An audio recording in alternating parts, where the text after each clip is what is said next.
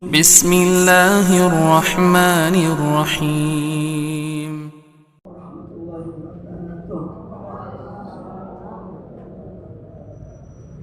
إن الحمد لله نحمده ونستعينه ونستغفره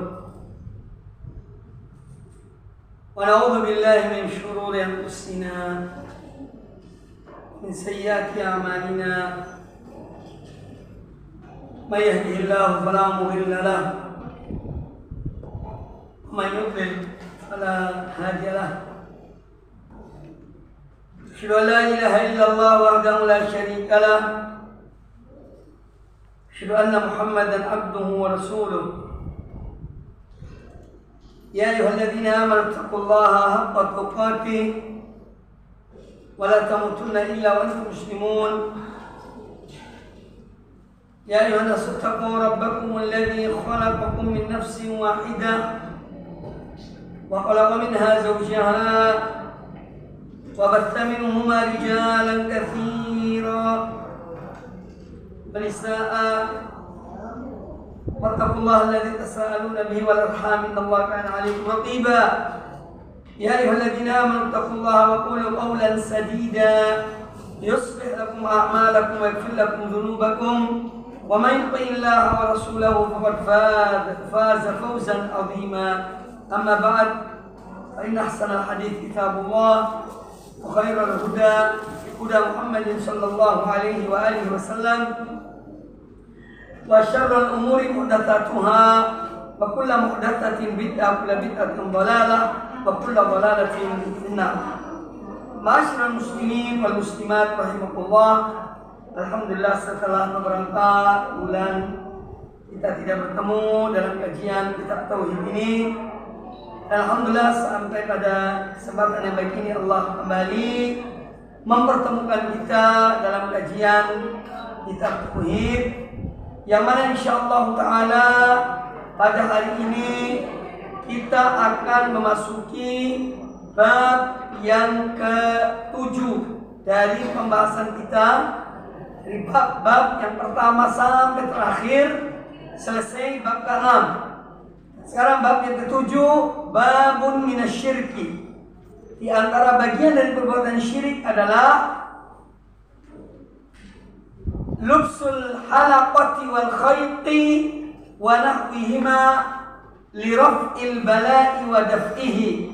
Raf'il bala' wa daf'ihi, yaitu termasuk bagian dari perbuatan-perbuatan kesyirikan adalah memakai halaqah, gelang yang dianggap mampu untuk menyembuhkan penyakit, ya, benang dan sejenisnya, atau memakai ikatan-ikatan benang, anyaman-anyaman, ya, yang dianggap bahwa itu sebagai pelindung dirinya dari berbagai penyakit atau bala, ya, yang akan menimpa dirinya.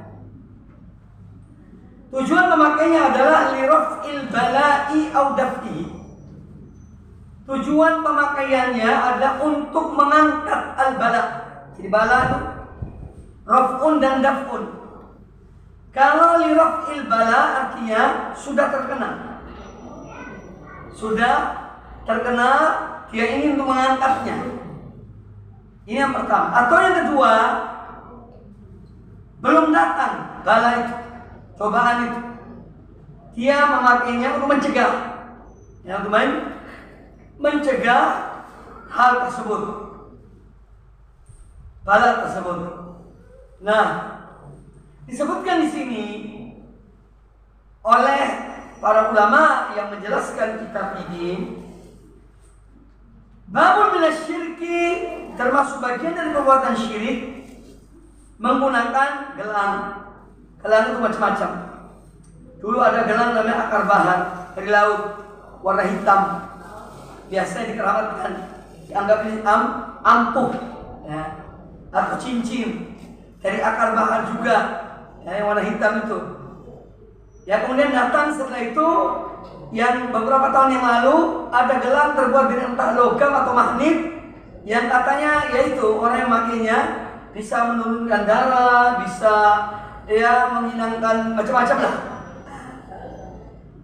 Ini termasuk, ya, karena memang pernah ditanya tentang penggunaan gelang penemuan terakhir itu ketika para syekh datang waktu daurah beberapa tahun yang lalu. Ya, jadi ada gelang semacam terbuat dari magnet, yaitu untuk macam-macam kata mereka, untuk menstabilkan jantung dan yang lainnya. Nah sekarang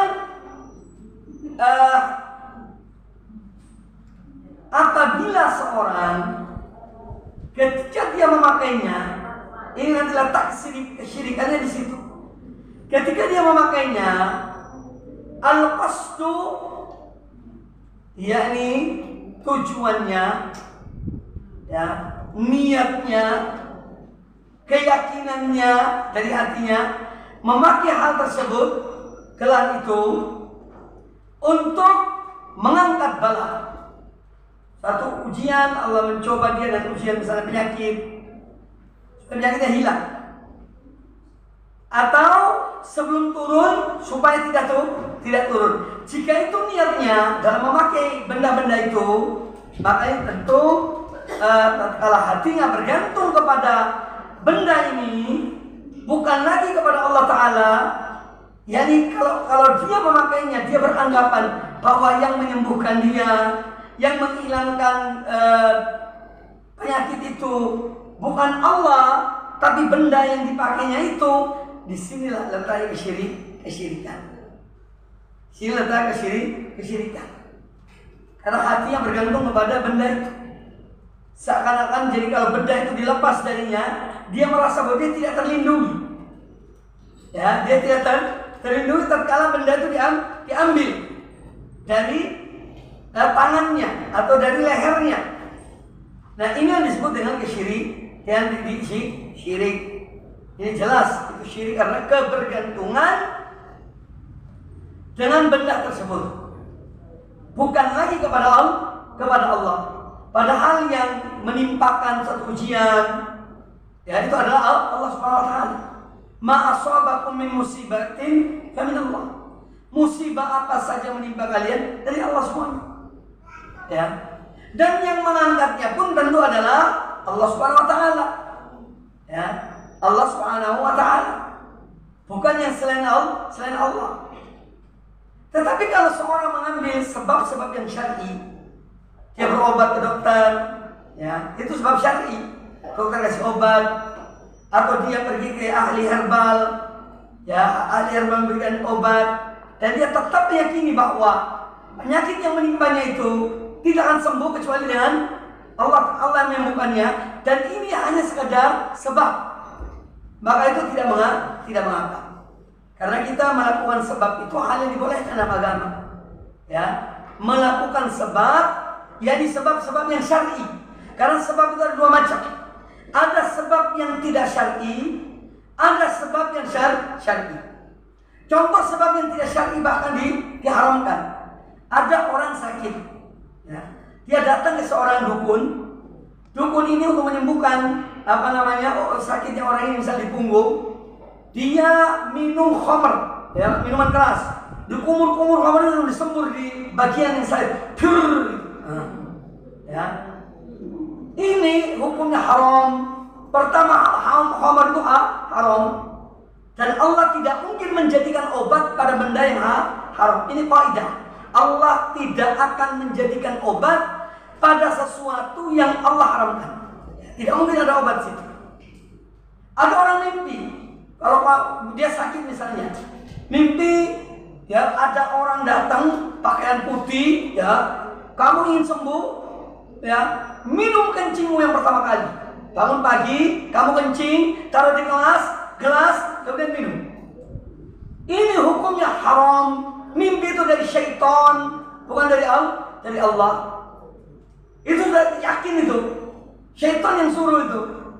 Karena Allah tidak mungkin menjadikan obat pada sesuatu yang najis, yang diharamkan oleh Allah Ta'ala. Sekarang ada pertanyaan, Ustaz, kapan seorang boleh minum kencingnya?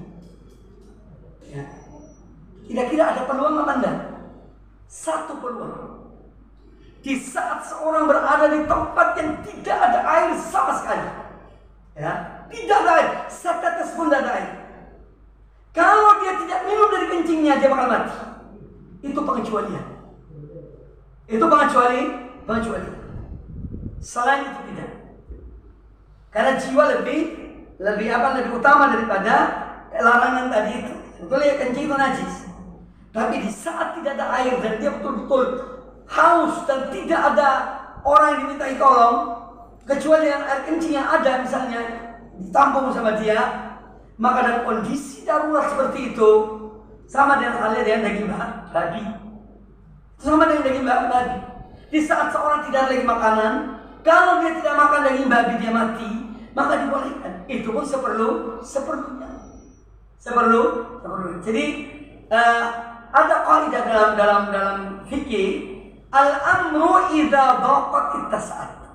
Suatu perkara itu kalau sudah dalam kesempitan diberikan kelonggaran oleh Allah Ta'ala. Diberikan kelonggaran. Ini kondisi tertentu. Adapun seorang dalam keadaan air banyak, kemudian dia mimpi ada orang datang pakai pakaian putih, ya, mengatakan pada dia, kamu itu biar sembuh penyakitmu, ya, kamu kencing di pagi hari yang pertama kali baru bangun tidur, terus minum air kencingnya. Ini adalah syaitan, ya. Ini tidak boleh dilakukan. Jadi itu sebab yang tidak syar'i. Itu contoh sebab yang tidak syar'i. Ya, jadi ada sebab yang syar'i yang dibolehkan, ada sebab yang tidak syar'i. Contoh yang lain. Contoh-contoh yang sebab-sebab yang tidak syar'i. Ya. Itu hal-hal yang memang tidak ada contohnya dari Nabi SAW. Diciptakan oleh manusia dan syaitan yang membisiki mereka, maka yang hukumnya adalah haram, tidak boleh digunakannya, tidak boleh memakai hal tersebut. Jadi banyak pengobatan ya yang tidak syar'i, karena itu biasanya para ya dukun yang mau dapat duit, lalu mereka menggunakan untuk menipu pasiennya dan menipu pasiennya. Ini contoh hal-hal yang tidak syar'i. Nah, sekarang dalil yang dibawakan oleh Syekh rahimahullah taala tentang tidak boleh memakai gelang seperti akar bahar atau yang lainnya lah, ya, gelang-gelang yang dibuat-buat oleh manusia, kemudian dia beranggapan bahwa ini yang menyembuhkan dia kalau dia memakainya, bukan Allah Taala. Ini syirik. Ya. Tetapi kalau seorang beranggapan sesuatu sebagai sebab, ya, dan sebab itu bisa terjadi, bisa tidak. Sebab itu, ya, seorang ketika melakukan sebab, kita harus yakin bahwa sebab itu bukan segala-galanya. Tetap kembali pada kehendak Allah. Contohnya apa? Contohnya, sebab orang itu punya anak dengan menikah. Ya. Sekarang si A ini ingin punya anak, menikah dia. Dia menikah, mengumpul istrinya setahun, 2 tahun, 3 tahun, 10 tahun dah hamil. Kadang sudah lakukan sebab apa belum? Sudah. Dia ke dokter, dia minum ramuan, semua sebab sudah dilakukan. Toh tetap tidak terlaksana. Karena memang Allah tidak menghendaki dia. Gitu.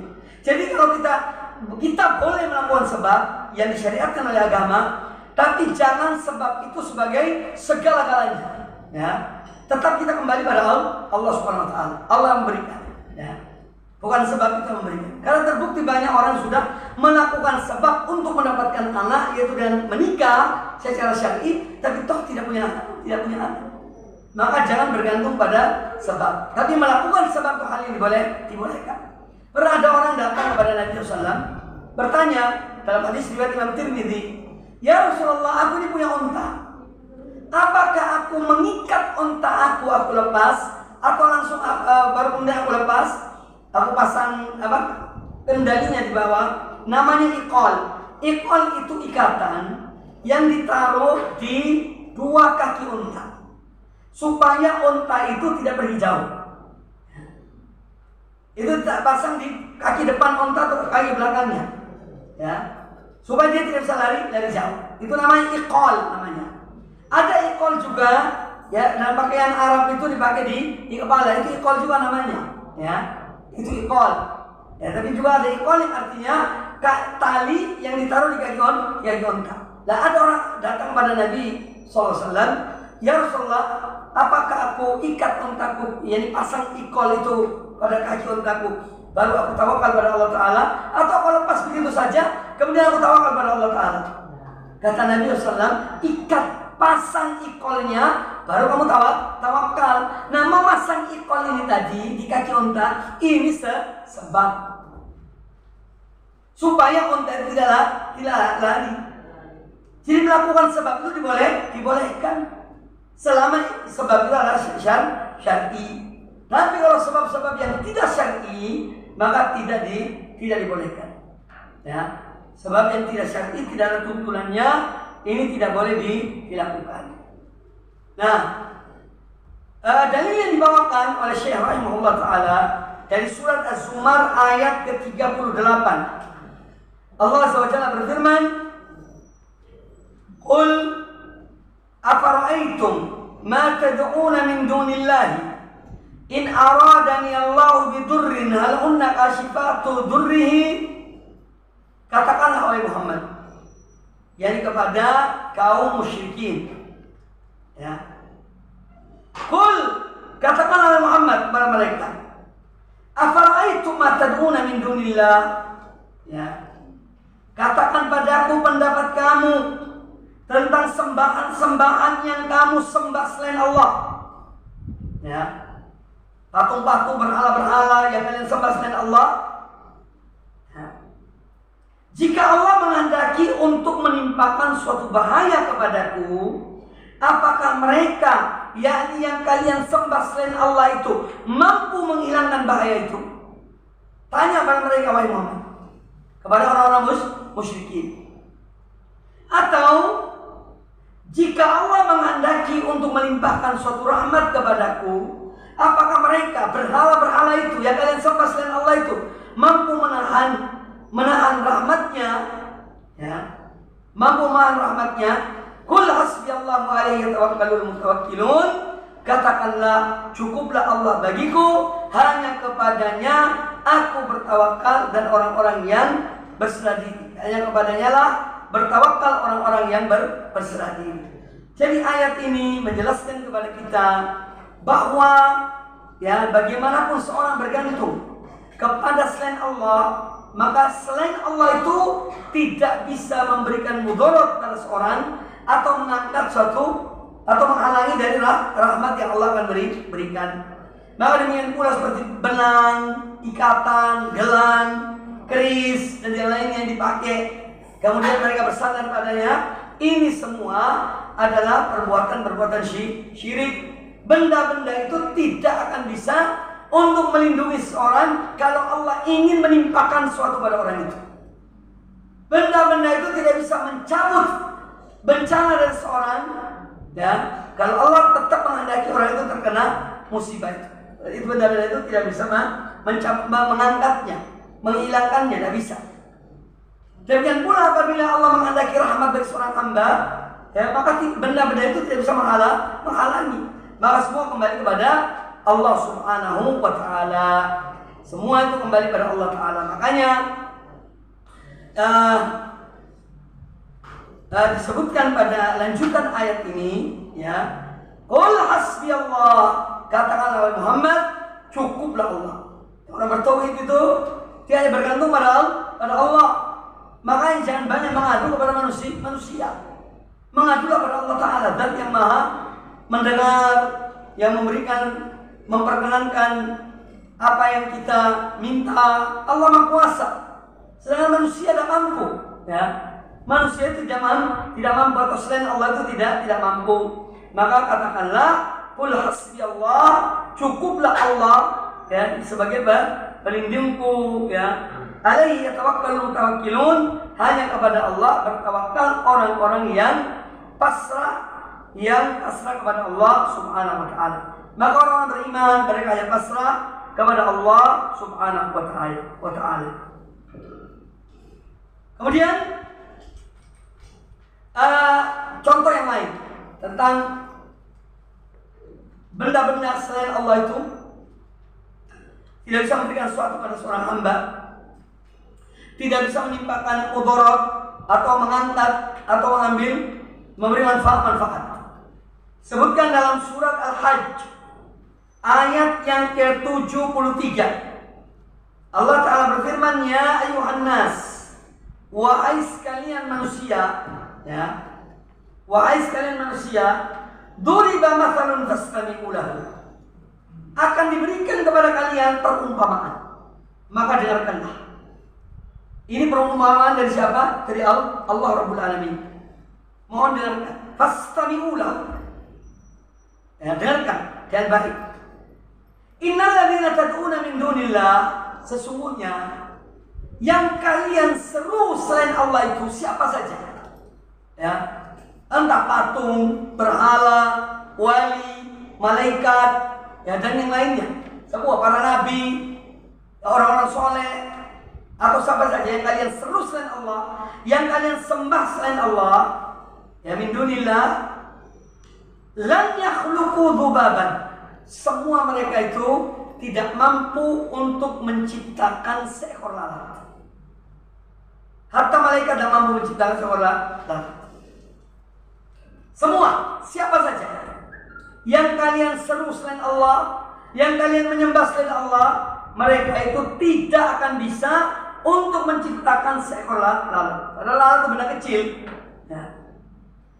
Walau istama'u lahu, kata Allah Ta'ala, seandainya mereka semua bekerja sama, ya, baik itu yang disembah selain Allah, entah malaikat, nabi, wali, patung, berhala, dan yang lainnya, semua mereka bersepakat untuk membuat seekor lalat, tidak akan bisa. Tidak akan bisa. Lalu kata Allah Ta'ala, wa in yaslubuhum dzubabu syai'an, seandainya lalat itu hinggap di satu tempat, satu makanan, lalu lalat itu mengambil bagian kecil dari makanan itu, dibawa dengan kakinya, ya, jadi dibawa terbang, la yastanqidhuhu minhu, mereka tidak akan bisa mengambil makanan yang lengket pada kaki lalat itu. Semua itu tidak bisa. Tidak bisa mengambilnya. Ya. Dha'fat talib wal matlub. Ya. Jadi yang mencari itu tidak mampu, ya, yang dicari pun tidak mampu. Artinya orang-orang yang menyembah pada berhala selain Allah itu, mereka tidak mampu, dan yang disembah pun tidak mampu untuk melakukan hal tersebut. Nah, ini perumpamaan yang sangat indah yang diberikan oleh Allah Azza wa Jalla kepada kita tentang ketidakmampuan semua sembahan-sembahan selain Allah yang disembah oleh manusia, yang diminta oleh manusia, yang mereka berharap kepada mereka. Semua itu tidak bisa membuat seekor lalat, tidak bisa. Bahkan lalat mengambil satu makanannya di kakinya, ketika dia menghinggap di satu makanan diambilnya, mereka tidak bisa menyelamatkan makanan itu dari kaki lalat. Nah, ini menunjukkan kebesaran Allah Ta'ala dan lemahnya manusia. Ya, jadi yang diminta itu tidak mampu berbuat sesuatu. Maka jangan bergantung kepada selain Allah, tetapi bergantunglah kepada Allah Subhanahu wa Ta'ala. Kemudian Allah Ta'ala memberikan perumpamaan pada ayat yang lain tentang orang-orang musyrikin yang mereka meminta kepada orang-orang yang sembahan-sembahan selain Allah, entah itu malaikat, manusia, nabi, atau orang soleh, atau yang lainnya, bahwa permohonan orang musyrikin kepada selain Allah itu sama dengan sarang laba-laba yang tidak kuat sama sekali. Jadi perbuatan syirik itu tidak akan memberi manfaat sedikit pun. Ya. Mathalul ladzina ittakhadhu min dunillahi awliya, perumpamaan orang-orang yang menjadikan selain Allah sebagai wali-wali mereka, penolong-penolong mereka. Kamatsalil ankabut ittakhadhat baitan, perumpamaan mereka itu sama dengan laba-laba yang membuat rumah. Wa inna awhanal buyut la baitul ankabut law kanu ya'lamun, dan sesungguhnya rumah yang paling lemah itu adalah sarang laba-laba. Bisa tulang hancur. Jadi perbuatan orang musyrik itu, walaupun mereka berbuat, mereka meminta, tidak akan ada gunanya. Tidak akan ada gunanya. Karena itu akan mencelakakan mereka. Itu diantara dalil-dalil yang dibawakan oleh Syekh dan yang menerangkan tentang bab ini. Jadi gelang yang dipakai tidak bisa menghilangkan penyakit. Ya, akar bahar, cincin, terus jimat-jimat yang dipakai, ya, semua itu tidak akan bisa menghilangkan penyakit atau sesuatu yang menimpa diri seseorang. Dan tidak bisa menghalangi rahmat yang Allah berikan pada seorang hamba. Benda-benda itu tidak bisa menghalanginya. Wa an Imran bin Husain radhiyallahu anhuma. Kemudian dalil kedua yang dibawakan oleh Syekh rahimahullah taala dari Imran bin Husain radhiyallahu anhuma qala anna an-nabiy sallallahu alaihi wasallam ra'a rajulan fi yadihi halaqatun min sufrin, bahwasanya Nabi sallallahu alaihi wasallam melihat ada satu gelang di tangan seseorang. Gelang ini terbuat dari kuningan, ya, atau dari timah. Faqala ma hadza, ketika Nabi SAW melihat gelang yang dipakai oleh orang itu, kata beliau kepada orang itu, ma hadza, apa-apaan nih? Apa yang kamu pakai ini? Qala min wahina, kata orang itu ini dari penyakit. Wahina salah satu jenis penyakit, ya, yang menimpa seseorang, yang membuat dia itu sakit. Intinya karena suatu penyakit. Faqal, maka Nabi SAW mengatakan pada orang itu, inzah, copot gelang itu, lepas. Fa innaha la taziduka illa wahnan. Sesungguhnya gelang itu tidak menambah kepadamu kecuali kelemahan. Kamu semakin lemah dan makin suruhlah lepas. Ya. Fa inna kalau mitta wa ya'alaika ma aflahta abadan. Sesungguhnya kalau engkau, ya, mati dalam keadaan memakai gelang yang terbuat dari kuningan itu atau timah itu, kalau kamu mati dalam keadaan memakai itu, ma aflahta abadan, kamu tidak akan beruntung selamanya. Karena perbuatan syirik. Hadis riwayat Imam Ahmad dalam Musnad Imam Ahmad. Nah, jadi ini contoh tentang dalil dari hadis Nabi Sallallahu Alaihi Wasallam ketika melihat seseorang memakai gelang itu. Dia belum mengatakan karena dia pakai karena penyakit, karena al-wahina. Maka langsung dikatakan oleh Nabi Sallam, seandainya bahwa gelang itu tidak menambah kepada kalian kamu kecuali menambah kelemahan, menambah penyakit. Tidak akan hilang penyakitmu itu. Ya. Dan seandainya kamu mati dalam keadaan memakai itu, maka kamu tidak akan beruntung selamanya. Karena ini perbuatan syirik. Makanya hati-hati ibu-ibu sekalian, bapak sekalian, dari perbuatan syirik pada Allah Subhanahu wa taala. Kemudian walau an Uqbah bin Amir radhiyallahu anhu marfu'an, juga diriwayatkan dari Imran bin Husain, juga diriwayatkan oleh Ahmad bin Hanbal, oleh Imam Ahmad, walahu wali Ahmad, dalam riwayat Imam Ahmad dari sahabat Uqbah bin Amir radhiyallahu anhu qala Rasulullah sallallahu alaihi wasallam, Rasulullah SAW bersabda, man ta'allaqa tamimatan fala atamallahu lahu. Barang siapa yang menggantungkan jimat. Tamimah itu jimat. Sesuatu yang ditulisi, ya. Ya, tulisan-tulisan kadang-kadang tidak bisa dipahami tulisannya. Yang pahamannya syaitan, jin yang paham, ya. Iya, atau dukun, itu digantung di anak-anak kecil. Ya. Kata Nabi sallallahu alaihi wasallam, ta'allaqa tamimatan fala atamallahu lahu. Barang siapa menggantungkan jimat, maka Allah tidak akan menyempurnakan orang itu.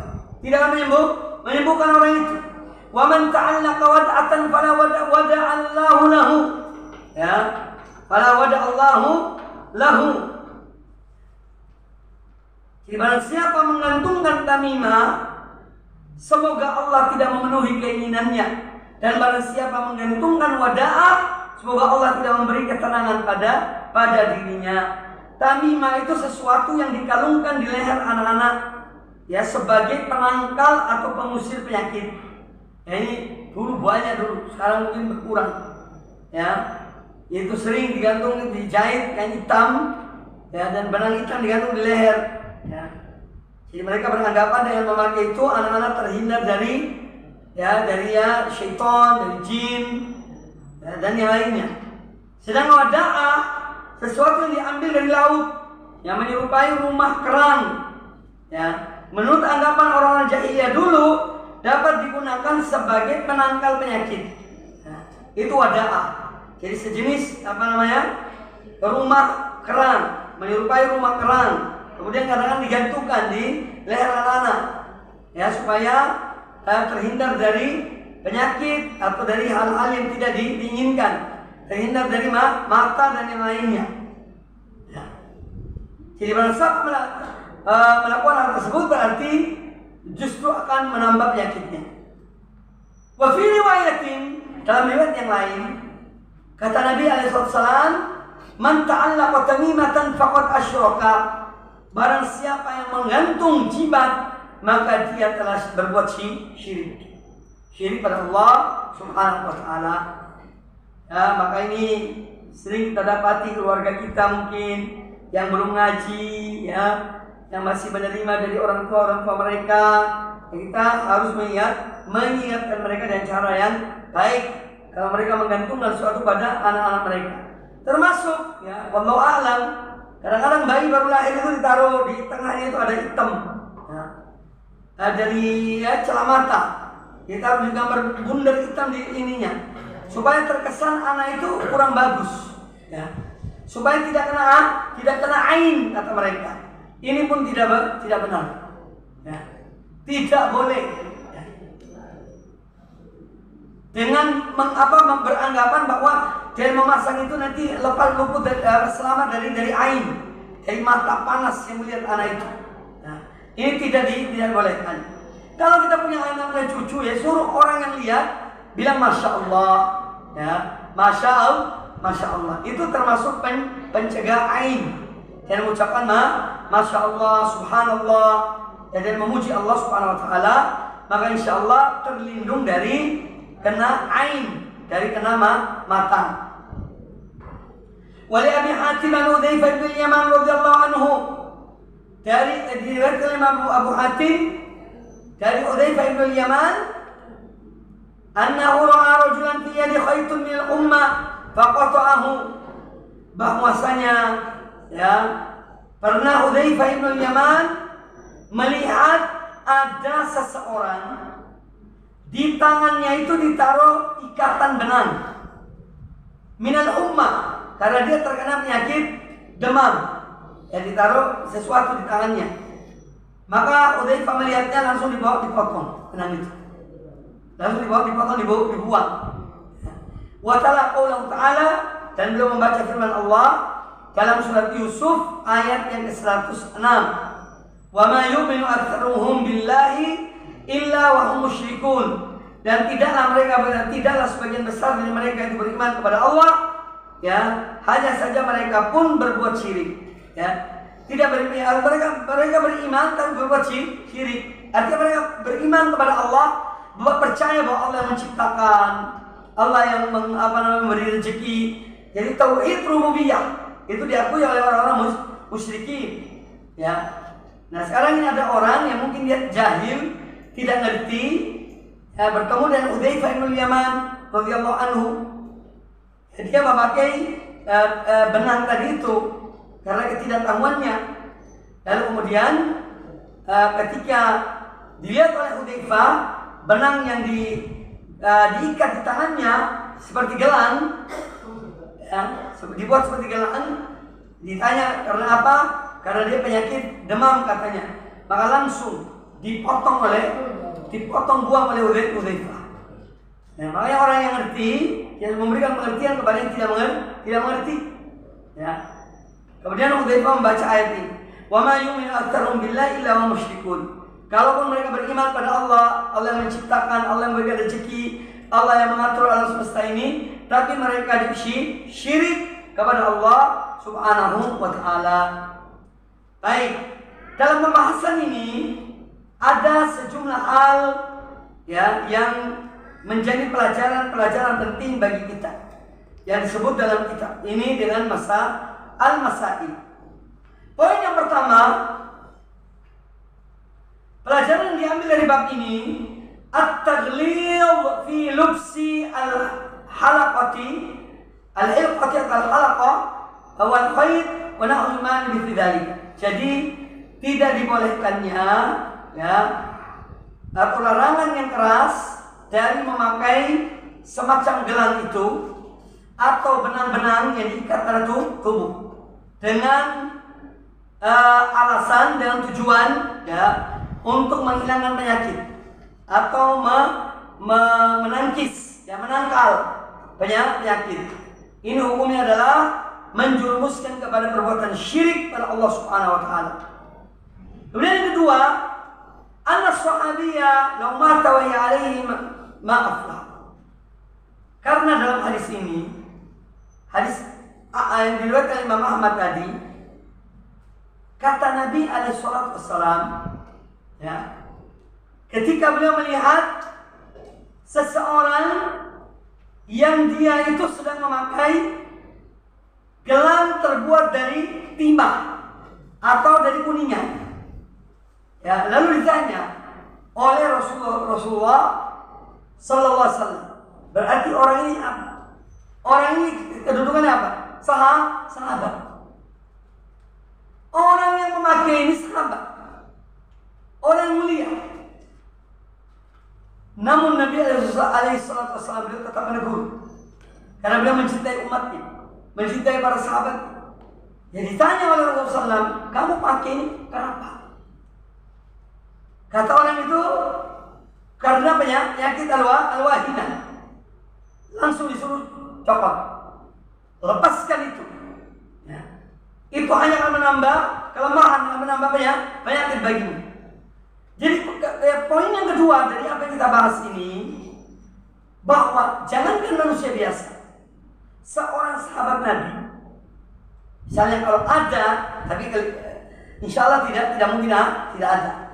Seandainya dia menggunakan seperti itu, menggantungkan sesuatu di tangannya, ya, kemudian sampai mati dalam keadaan demikian, dia tidak akan beruntung. Apalagi yang selain mereka, apalagi yang selain sahabat, karena Nabi SAW mengatakan demikian. Ya, kalau kamu mati dalam keadaan gelang itu ada di tanganmu, kamu tidak akan beruntung selamanya. Ini sahabat. Apalagi kita manusia biasa. Ya. Maka kesyirikan itu dilarang kepada semuanya, kepada semua umat ini, baik yang alim maupun yang jahil, sahabat ataupun bukan sahabat Nabi SAW. Kalau melakukan sesuatu yang dilarang oleh Allah Ta'ala, perbuatan syirik, maka akan celaka.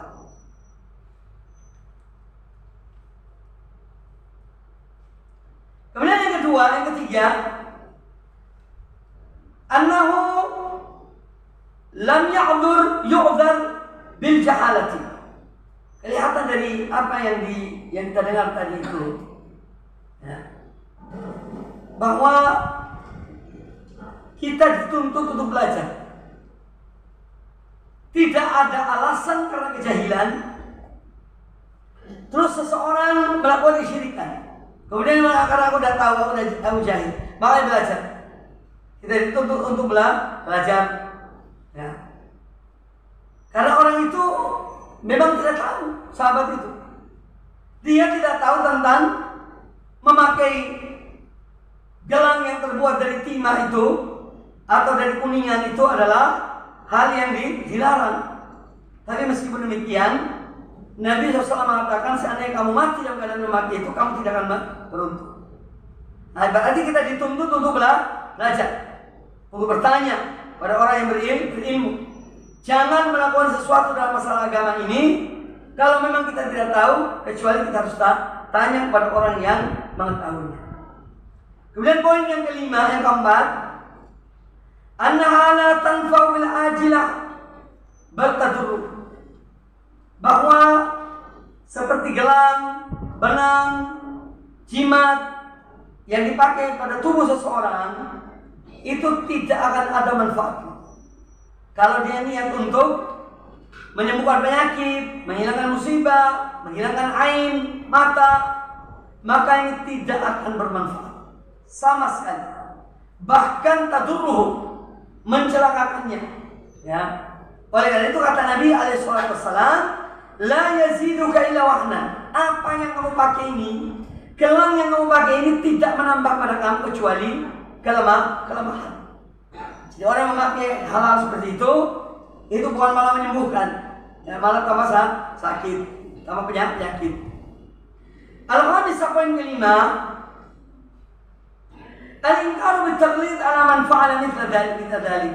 Jadi kita dianjurkan untuk kalau melihat hal-hal seperti ini, kita berupaya untuk mencegah, untuk mengingkari, ya, kepada orang-orang yang masih menggunakan ya seperti ini, ya, jimat, gelang, akar bahar, cincin yang dianggap keramat, keris dan yang lainnya.